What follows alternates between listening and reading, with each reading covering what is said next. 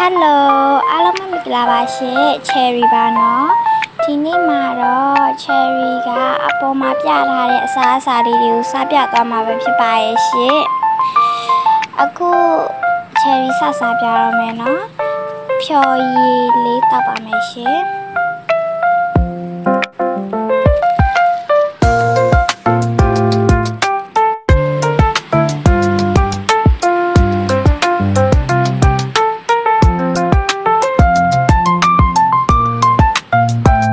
တောက်ပြီးပြီဆိုတော့ကိတ်မောင်လေးစားပါမယ်ပေါင်မောင်လေးစားပါမယ်ရှင်ပေါင်မောင်ကထင်ထားတဲ့အရင်စားလို့ကောင်းတယ်ပေါ့နော်ထည့်တာမထားအဲ့လောက်စားလို့ကောင်းတယ်ပြီးရင်တော့ချောကလက်စားပါမယ်ရှင်ချောကလက်စား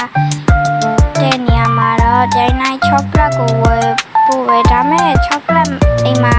သွားယူဖို့မရှိတာနဲ့လေအော်ရီယိုလေးပဲယူခဲ့ပါရဲ့ရှင်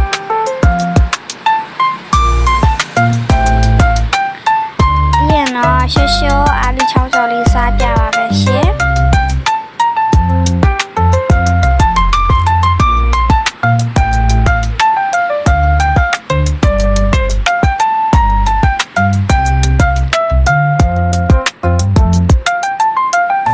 ရှောရှောအာလူချောင်းစော်လေးကလေတအားကိုစားလို့ကောင်းပါရဲ့ရှင်စားကြပါဦးနော်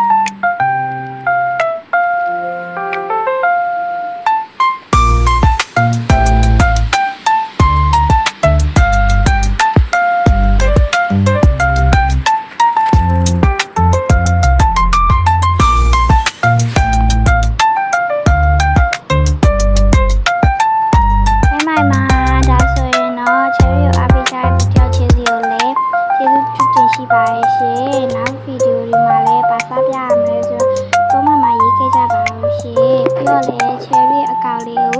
subscribe လေးလည်းလုပ်ဖို့မမေ့ကြနဲ့နော် bye bye